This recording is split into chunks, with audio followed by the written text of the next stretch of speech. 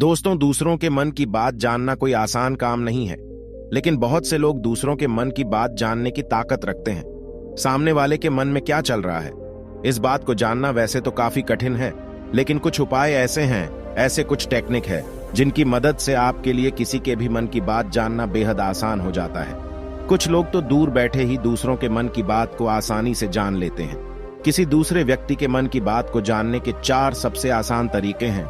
यदि आप इन तरीकों को समझ जाएं तो आप सामने वाले व्यक्ति के मन में क्या चल रहा है इसको आसानी से समझ सकते हैं। लेकिन सामने वाले व्यक्ति के मन की बात को समझने से पहले इस बात का ध्यान रखें कि आपको अपने मन में बहुत ज्यादा कंट्रोल रखना होगा और अपने दिमाग को एकाग्र रखना होगा, तभी आप सामने वाले की मन की बात समझ पाएंगे। आइए इसे एक बोध कहानी से समझते हैं। किस तरह से आप दूसरों की मन की बातें जान सकते हैं, समझ सकते हैं। बहुत समय पहले की बात है, एक छोटा सा गांव था। उस गांव में 2 भाई रहा करते थे। बड़ा भाई अंधा था, जिस कारण वो हमेशा घर पर ही बैठा रहता था, और छोटा भाई खेती किया करता था, लेकिन खेतों में अधिक जानवर आने से पूरी फसलें नष्ट हो जाती थीं, जिस कारण छोटा भाई बहुत परेशान हो चुका था। तभी उसे एक तरकीब सूझी। एक दिन उसने सोचा, खेतों में से इन जानवर को भगाने के लिए क्यों ना मैं अपने बड़े भाई की मदद लूं। वैसे भी बड़े भैया अंधे हैं, अगर वह खेत में बैठे रहेंगे और जानवरों की आहट आने पर वो उन्हें जोर से चिल्लाकर भगा सकते हैं, जिससे हमारी फसलें बच सकती हैं। इसलिए उन्हें मैं खेत में बिठा देता हूं। ये सब सोच विचार करने के बाद उसने अपने खेत में ही एक छोटी सी झोपड़ी तैयार की और अपने अंधे भाई को उस खेत में बिठा दिया और उनसे कहा, भैया, यदि कोई जानवर की आहट आपको सुनाई दे तो आप जोर जोर से चिल्लाना। ये सुनकर वो जानवर यहां से भाग जाएंगे और हमारी फसलें नष्ट होने से बच जाएगी। बड़ा भाई अपने छोटे भाई की बात मान लेता है और वो उस दिन से खेत में ही रहना शुरू कर देता है। जब भी किसी जानवर की आहट उसे सुनाई देती तो वो तुरंत जोर जोर से चिल्लाना शुरू कर देता, जिससे वो जानवर उसके खेतों से भाग जाते। ऐसा करते करते कई दिन बीत चुके थे। तभी एक दिन उसके खेत में एक हिरण भागता हुआ आता है और वह खेत के बांध को तोड़कर वहां से भाग गया। लेकिन उसी हिरण का पीछा करते हुए एक राजा भी उस खेत में आ पहुंचा। तभी राजा की नजर उस अंधे भाई पर पड़ती है। राजा उस व्यक्ति से कहता है, देखो, मैं यहां पर एक जानवर का पीछा करते हुए आया हूं। क्या तुमने उस जानवर को यहां पर देखा है? इस पर वो व्यक्ति कहता है, हे राजन, मैं तो अंधा हूं, मैं भला किसी जानवर को कैसे देख सकता हूं। लेकिन मैं आपको इतना जरूर बता सकता हूं कि जो जानवर मेरे खेतों से होकर भागा है वो आपके लायक नहीं है। आप उसके पीछे अपना समय यूं ही व्यस्त कर रहे हैं। राजा उस अंधे व्यक्ति की बात सुनकर बड़ा अचरज में पड़ गया। वो ये सोचने लगा कि आखिर ये तो अंधा है, फिर इसे कैसे पता कि जिस हिरन को मैं तलाश रहा हूं वह हिरन मेरे लायक है ही नहीं। ये अंधा व्यक्ति मुझे कैसे बता सकता है? तभी राजा उस अंधे व्यक्ति से कहता है, कहीं तुम मुझसे झूठ तो नहीं कह रहे? एक तरफ तुम ये कहते हो कि तुम अंधे हो और दूसरी तरफ तुम ये भी कह रहे हो कि जो जानवर यहां से भागा है वो मेरे लायक नहीं है। इस पर वो अंधा व्यक्ति कहता है, हे राजन, जिसे आप एक हिरण समझ रहे हैं, असल में वो एक हिरण नहीं है बल्कि एक हिरणी है, और वो भी गर्भवती है। और जहां तक मुझे ज्ञान है, मैंने कभी किसी राजा को किसी गर्भवती हिरणी का शिकार करते हुए नहीं सुना है, और इसी कारण मैं आपसे ये कह रहा हूं कि वो हिरणी आपके लायक नहीं है। आप उसके पीछे अपना समय व्यर्थ ना करें। यह सुनकर राजा और भी अचरज में पड़ गया। वो ये सोचने लगा कि आखिर ये अंधा आदमी ये कैसे जान सकता है कि वो हिरणी है और गर्भवती है। राजा कुछ देर सोच विचार करने के बाद अपने सेनापति से कहता है, सेनापति जी, मुझे वो जानवर जिंदा चाहिए, क्योंकि मुझे यह पता करना है क्या वह हिरणी है और क्या वह गर्भवती है। क्योंकि यह अंधा आदमी बहुत विश्वास के साथ कह रहा है और मुझे इस बात की पुष्टि करनी है। यदि वह हिरणी हुई और गर्भवती हुई तो वह हमारे शिकार के लायक नहीं है, क्योंकि हम तो एक हिरण का पीछा कर रहे थे। इसलिए जाओ और पता करो कि क्या वो हिरणी है। सेनापति राजा से आज्ञा लेकर आगे की ओर बढ़ चलता है, और कुछ देर बाद जब वह वापस लौट कर आता है तो वह राजा को कहता है, हे राजन, इस अंधे आदमी ने जो भी बातें कही हैं वो बिल्कुल सही हैं। वो एक हिरणी ही है और वह गर्भवती भी है। यह सुनकर राजा आश्चर्यचकित रह गया। उसे समझ नहीं आ रहा था कि आखिर अंधा आदमी कैसे पता कर सकता है कि वह जानवर एक हिरणी है, और तो और वह गर्भवती है। भला एक अंधा आदमी यह कैसे देख सकता है? यह कैसे जान सकता है? आखिर इसे यह कैसे पता चला? ऐसे कई सारे प्रश्न अब राजा के मन में उमड़ने लगे। अब राजा ने यह ठान लिया था कि मुझे इस बात की तह तक पहुंचना ही है कि आखिर यह अंधा आदमी कैसे जानता है कि वह जानवर एक हिरणी है। यह सोचकर राजा उस अंधे आदमी के पास जाता है और उस अंधे आदमी से कहता है, देखो, मैं ये तो नहीं जानता कि तुम सचमुच अंधे हो या नहीं, लेकिन मैं तुमसे एक बात जानने आया हूं। क्या तुम मेरे प्रश्न का सही सही जवाब दोगे? इस पर अंधा व्यक्ति कहता है, हे राजन, आप जो कुछ पूछना चाहते हैं मुझसे पूछ सकते हैं, मैं आपको बिल्कुल सच सच जवाब दूंगा। इस पर राजा कहता है, देखो, एक तो तुम कहते हो कि तुम अंधे हो और दूसरी तरफ तुमने यह बता दिया कि जिस जानवर का पीछा मैं कर रहा हूं वह एक हिरणी है, और तो और वह गर्भवती भी है। आखिर तुम्हें यह कैसे पता चला? तुम्हारे खेत में और भी तो जानवर आते होंगे, और भी तो जानवर यहां से गुजरते होंगे, फिर तुमने यह कैसे अंदाजा लगाया? तभी वह अंधा व्यक्ति राजा से कहता है, हे राजन, आप जिस हिरणी का पीछा कर रहे थे वही हिरणी जब मेरे खेत में आई, उसकी रफ्तार और उसके भागने की आहट से मुझे यह एहसास हो चुका था कि यह एक हिरणी है, और मेरे खेत की जो बांध है वह बहुत छोटी है, उसकी ऊंचाई ज्यादा नहीं है। यदि कोई हिरण होता तो उस बांध को बड़ी आसानी से लांघ जाता, लेकिन वह हिरणी इस बांध को तोड़कर भागी है, और यदि वह इस बांध को छलांग लगाकर पार करने का प्रयास करती तो इससे उसके बच्चे को खतरा होता, और इसी बात से मैंने यह पता लगा लिया कि वह गर्भवती है। इस कारण वह ज्यादा ऊंची छलांग न लगाकर मेरे खेत की बांध को तोड़ते हुए भाग गई। इस पर राजा के मन में एक और प्रश्न उठा। राजा ने कहा, किंतु तुम्हें कैसे पता चला कि वो एक हिरणी ही है, और भी तो कोई जानवर यहां पर आ सकते हैं? इस पर वो अंधा व्यक्ति कहता है, हे राजन, मैं पूरा दिन सुबह शाम यहीं पर बैठा रहता हूं, और मेरी सुनने की शक्ति बहुत तेज है। मैं ये बाफ जाता हूं कि कौन सा जानवर मेरे खेत में आया है, और उसी के आधार पर मैं जोर जोर से चिल्लाता हूं ताकि वो मेरे खेत से भाग जाए और मेरे खेत की फसलों को नष्ट न कर पाए। राजा उस अंधे आदमी का यह जवाब सुनकर पूरी तरह से संतुष्ट हो चुका था। वो मन ही मन ये सोच रहा था कि आदमी भले ही अंधा हो, लेकिन ये तो बड़ा ज्ञानी मालूम पड़ता है। इस आदमी से कुछ ना कुछ तो काम निकलवाना ही चाहिए। ये विचार लिए हुए राजा वहां से वापस अपने महल की ओर लौट जाता है। राजमहल पहुंचते ही राजा उस अंधे व्यक्ति से कहता है, आप तो बड़े ज्ञानी व्यक्ति है, आपको किसी भी बात का पता बड़ी आसानी से चल जाता है।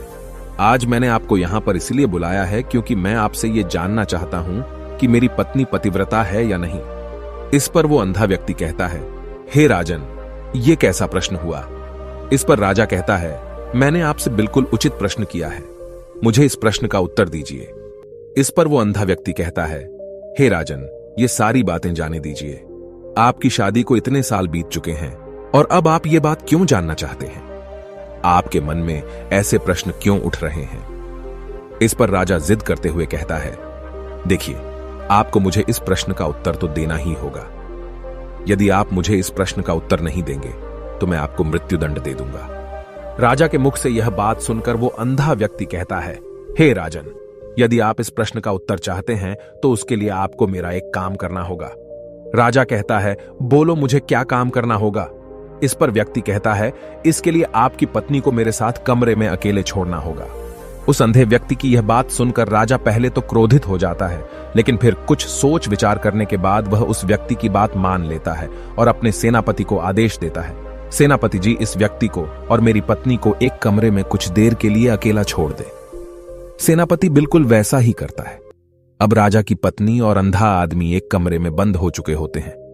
तभी वो अंधा आदमी राजा की पत्नी से कहता है, मुझे आपको छूना है।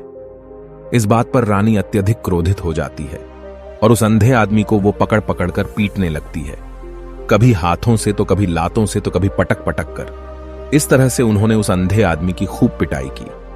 उसके बाद किसी तरह से वह अंधा आदमी अपनी जान बचाकर वहां से भाग निकलता है और वह राजा के पास पहुंचता है और वह राजा से कहता है, हे राजन, आपकी पत्नी पतिव्रता नहीं है। यह बात सुनकर राजा अत्यधिक क्रोधित हो उठता है और राजा अपनी तलवार निकालकर सीधा अपनी पत्नी की ओर जाता है और क्रोधित होकर वह अपनी रानी से कहता है, रानी जी, आज मैं जो भी सवाल आपसे करने वाला हूं उसका मुझे सच सच जवाब दीजिएगा, और यदि आपने एक शब्द भी झूठ कहा तो मैं आपका अभी के अभी सर धड़ से अलग कर दूंगा। तभी आगे वह राजा कहता है, मुझे बताइए, क्या आप पतिव्रता हैं या नहीं? इस पर रानी कहती है, हे राजन, आप भले ही मुझे जान से मरवा दीजिए, लेकिन मैं पतिव्रता नहीं हूं। राजा यह बात सुनकर बहुत खुश हुआ, क्योंकि उस अंधे आदमी ने जो भी कहा था वह बिल्कुल सच था। यह बात सुनकर तुरंत ही राजा उस आदमी के पास पहुंचता है और आकर उस अंधे आदमी से कहता है, तुम्हें कैसे पता चला कि मेरी पत्नी पतिव्रता नहीं है? इस पर वह अंधा आदमी कहता है, हे राजन, बड़ी सीधी सी बात है। मैंने तो आपकी पत्नी से बस इतना ही कहा था कि मुझे आपको छूना है, और इस बात पर वह इतना क्रोधित हो उठी कि उन्होंने गुस्से में आकर मुझे लात घूंसों से पीटना शुरू कर दिया। और भला कोई औरत किसी और मर्द को कैसे छू सकती है? लेकिन उन्होंने न आव देखा न ताव, बस लात घूंसे मुझ पर बरसाने शुरू कर दिए। वह भी तो एक छूना ही हुआ, और एक पतिव्रता नारी कभी भी पराये मर्द को नहीं छूती। जब मैंने उसे छूने के लिए कहा था तो वह उस वक्त मुझे मना कर सकती थी, लेकिन उन्होंने तो मुझे पीटना शुरू कर दिया, और देखते ही देखते उन्होंने मेरे पूरे शरीर को छू लिया। अब आप ही बताइए, ऐसी स्त्री भला पतिव्रता कैसे हो सकती है? इस पर राजा कहता है, तुम तो बड़े ज्ञानी मालूम पड़ते हो। अच्छा ठीक है, चलो तुम मेरे एक प्रश्न का और जवाब दो। यदि तुमने मुझे इस प्रश्न का सही सही जवाब दे दिया तो मैं तुम्हें यहां से जाने दूंगा। आगे राजा उस अंधे आदमी से कहता है कि तुम मुझे यह बताओ, क्या मैं सच में अपने पिताजी का ही बेटा हूं या फिर किसी और का? इस पर वह अंधा भी कहता है, हे राजन, इस बात से आपका क्या लेना देना? आप किसी की भी औलाद हो, आखिर आप हैं तो इस राज्य के राजा, इसलिए इस प्रश्न को जाने दीजिए। लेकिन राजा कहता है, नहीं नहीं, मुझे इस प्रश्न का सही सही जवाब चाहिए, अन्यथा यह प्रश्न मुझे हमेशा परेशान करता रहेगा। इसलिए मैं इसका सही सही जवाब जानना चाहता हूं। यदि तुम इसका सही सही जवाब दे देते हो तो तुम यहां से जा सकते हो, मैं तुम्हें नहीं रोकूंगा। इस पर वह अंधा आदमी कहता है, हे राजन, इसके लिए तो मुझे आपके मां के पास भी जाने की कोई आवश्यकता नहीं है। मैं आपको अभी अभी यह बता सकता हूं कि आप किसकी औलाद हैं, लेकिन उससे पहले मैं चाहता हूं कि आप मुझसे एक वादा करें कि आप मुझ पर क्रोध नहीं करेंगे। राजन ने कहा, मैं तुमसे वादा करता हूं, मैं तुम पर क्रोध नहीं करूंगा। इसके बाद वह अंधा आदमी राजा से कहता है, हे राजन, आप है तो अपने ही पिता के पुत्र, लेकिन आप पर एक कंजूस सेठ की छाया पड़ी हुई है। यह सुन राजा बहुत क्रोधित हो उठा और वह तुरंत तलवार निकालकर अपनी मां के पास जा पहुंचा। वह वहां पर पहुंचने के बाद अपनी मां से कहता है, मां, मुझे सच सच बताइए, क्या मैं अपने ही पिता का पुत्र हूं या नहीं? यदि आपने मुझे सही सही नहीं बताया तो वह यहीं पर अपने प्राण त्याग दूंगा। मुझे बताओ क्या सच है? इस पर उस राजा की मां कहती है, बेटा, तू है तो अपने ही पिता का पुत्र, लेकिन तुम्हारे ऊपर एक कंजूस सेठ की छाया पड़ी हुई है। जब मैं एक बार नहाने के बाद अपना मुंह आईने में देख रही थी, तभी उस कांच के पीछे मुझे एक कंजूस सेठ नजर आता है और उसी की छाया तुम पर पड़ चुकी है। यह सुन राजा बहुत खुश हो जाता है और वह तुरंत दौड़ा दौड़ा वापस उस अंधे आदमी के पास पहुंचता है और उस अंधे आदमी से कहता है, तुम्हें यह कैसे पता चला कि मुझ पर एक कंजूस सेठ की छाया पड़ी हुई है? इस पर वह आदमी कहता है, हे राजन, आपने मुझसे कई सारे सवाल पूछे जिनका जवाब मैंने आपको सही सही दिया है। यदि कोई और राजा होता तो मुझे इसके बदले में ढेरों सारे इनाम मिल चुके होते, लेकिन अब तक आपने एक फूटी कौड़ी तक नहीं दी है। इस बात से ही मैंने अंदाजा लगा लिया था कि आप बहुत कंजूस हो। यह बात सुनकर राजा जोर जोर से हंसने लगा और कहता है कि आप जो भी मांगेंगे वह मैं आपको अवश्य दूंगा, लेकिन मुझे यह बताओ कि तुम्हें कैसे पता चल जाता है कि कौन सी बात सही है और कौन सी गलत? तुम किसी भी बात का इतना सटीक और सही जवाब कैसे दे पाते हो? इस पर वह अंधा आदमी कहता है, हे राजन, मैं तो वैसे ही अंधा हूं। यदि मेरी आंखें होती तो मैं किसी की भी मन की बातें बड़ी सरलता से जान लेता। मन की एक भाषा होती है और यह भाषा मनुष्य के शरीर के व्यवहार के रूप में देखी जा सकती है। उसकी आंखों से, उसके होठों से, उसके काम करने के तरीके से, उसकी क्रियाओं से पता किया जा सकता है कि उसके मन में क्या चल रहा है। उसके आधार पर हम किसी के भी मन की बातें जान सकते हैं, लेकिन मैं तो अंधा हूं, मैं देख नहीं सकता, इसलिए मैं क्रियाओं से देखता हूं। यदि मुझे कोई बात जाननी हो तो अगले आदमी को कुछ काम देना पड़ता है, जिस पर वह व्यक्ति किस प्रकार काम करता है, किस तरीके से इस काम को करता है, उसके आधार पर ही मैं यह पता कर पाता हूं कि उसके मन में क्या चल रहा है। तभी वह राजा कहता है, तो क्या इसका अर्थ यह हुआ कि मैं भी किसी के मन की बातें जान सकता हूं? इस पर वह अंधा आदमी कहता है, हे राजन, अवश्य आप भी किसी भी व्यक्ति के मन की बात जान सकते हैं, किंतु उससे पहले आपको अपने ऊपर काम करना होगा, और वह काम है अपने मन को शांत करना, अपने मन को वर्तमान में लाना होगा। जिसके लिए मैं आज आपको 3 तरीके बताने वाला हूं। और ये तीनों ही तरीके बड़े ही आसान और सरल हैं। किंतु हे राजन, उससे पहले आपको एक काम करना होगा, अपने मन को एकाग्र करना होगा। जब हम अपने मन को एकाग्र करते हैं, अपने मन को वर्तमान में लाते हैं, तो हम दूसरे के मन की बात जान सकते हैं, क्योंकि वह आदमी अभी भी अपने मन में वर्तमान में ही सोच रहा है और हमें भी मन को वर्तमान में ही लाना होगा। तभी हम उसके मन की बातें जान सकते हैं। यदि हम अतीत में हुई घटनाओं के बारे में सोच रहे हैं, तो वह जो अगला आदमी वर्तमान में सोच रहा है, वर्तमान में अपने मन में बात कर रहा है, वह हम कैसे जान पाएंगे? क्योंकि हम तो अतीत की घटनाओं में डूबे हुए हैं। इसलिए किसी के भी मन की बात जानने के लिए सबसे पहले हमें हमारे मन को एकाग्र करना होगा, उसे वर्तमान में लाना होगा। आगे वह व्यक्ति राजा से कहता है, हे राजन, जो 3 तरीके मैं आपको बताने वाला हूं, इन 3 तरीकों से बड़ी आसानी से किसी के भी मन की बातें जान सकते हैं। उसके बाद वह अंधा आदमी राजा से कहता है, हे राजन, जो सबसे पहला तरीका है वह है आंखों पर ध्यान देना। किसी व्यक्ति से बात करते वक्त उसकी आंखों में देखना, उसकी आंखों पर ध्यान देना जो सबसे ज्यादा जरूरी है, क्योंकि आंखें बोलती नहीं पर बहुत कुछ कह जाती हैं। यदि हम किसी व्यक्ति की आंखों के इशारों को समझना सीख जाएं, हम यह जान पाएंगे कि व्यक्ति के दिमाग में क्या चल रहा है, वह क्या सोच रहा है और अभी वह क्या करने वाला है। मेरे पास आंखें नहीं हैं, लेकिन मैंने अपने गुरु से यह विद्या सीखी है, क्योंकि बहुत सालों पहले मेरे पास आंखें थीं और मैं उस वक्त लोगों के मन की बातें केवल उनकी आंखों से ही जान लेता था। इसलिए यदि आप भी दूसरों की मन की बातें जानना चाहते हैं, तो आपको भी उनकी आंखों पर गौर करना चाहिए, जैसे कि उनका आकार कैसा है, वह कब, कहां और किधर देख रहे हैं। यदि उसकी आंखें यहां वहां घूम रही हैं, जब आप उससे बातें कर रहे हैं, तो वहां वह इधर उधर मोड़ रहा है, कभी ऊपर तो कभी नीचे या कभी आसपास, या फिर उसकी आंखें खुश नजर आ रही हैं या फिर आंखें निराश नजर आ रही हैं, जैसे कि चोर होता है। उसकी आंखों में जब हम देखते हैं तो हमें यह पता चलता है कि अगले आदमी ने कोई गलती की है। ठीक उसी प्रकार जब हम किसी चालाक व्यक्ति की आंखों में देखते हैं, तो आपको पता चलेगा कि उसकी आंखों में एक भाषा होती है। एक बहुत ही सीधा और आसान तरीका होता है। यदि आपको यह पता लगाना है कि सामने वाला व्यक्ति आपसे झूठ कह रहा है या फिर सही, तो आपको उसकी आंखों पर ध्यान देना अति आवश्यक है। यदि आपसे बात करते वक्त वह व्यक्ति अपनी आंखें यहां वहां घुमा रहा है, ऊपर नीचे, इधर उधर, दाएं बाएं, हर जगह देख रहा है, तो इसका अर्थ यह हुआ कि वह उस बात से निकलने का कोई रास्ता ढूंढ रहा है, वह कोई झूठ बना रहा है। यदि सामने वाला व्यक्ति आपसे कुछ झूठ कहने का प्रयास कर रहा है, तो वह आपसे नजर नहीं मिलाएगा। वह यहां वहां देखेगा, ऊपर नीचे देखेगा, लेकिन वह आपकी आंखों में आंखें डालकर कभी नहीं देख पाएगा, क्योंकि उसे डर है कि यदि उसने आपकी आंखों में आंखें डालकर देखी तो उसका झूठ पकड़ा जाएगा और लोगों को सच्चाई का पता चल जाएगा। और इसी प्रकार कुछ और भी भाषाएं होती हैं। जब आप किसी की आंखों में आंखें डालकर यह देखना शुरू कर देंगे कि उसके हाव भाव क्या है, ठीक उसी प्रकार चेहरे के हाव भाव होते हैं, जिससे हम मन की बातें बड़ी आसानी से समझ सकते हैं और इन्हें भी समझना बहुत जरूरी है। कभी कभी कोई व्यक्ति अपने चेहरे से जैसे आंख, होंठ और बहुत से कुछ अलग अलग व्यवहार करता है। यदि आप किसी व्यक्ति के चेहरे में गौर करेंगे तो आप आसानी से समझ पाएंगे कि वह व्यक्ति निराश है, जब व्यक्ति बहुत उदास है, या फिर वह बहुत खुश है, या फिर उसे कोई बहुत बड़ा दुख है। वह अपने अंदर क्या महसूस कर रहा है, ये सारी बातें हम उसके चेहरे के हाव भाव से पता कर सकते हैं। फिर चाहे इंसान जुबान से कुछ बोले या ना बोले, लेकिन आप उसके चेहरे से सब कुछ पता कर सकते हैं। आगे व्यक्ति राजा से तीसरा तरीका बताते हुए कहता है, हे राजन, इसी प्रकार तीसरी भाषा भी है, अर्थात तीसरा तरीका भी है, और वह है हाथों के इशारे और शरीर का व्यवहार।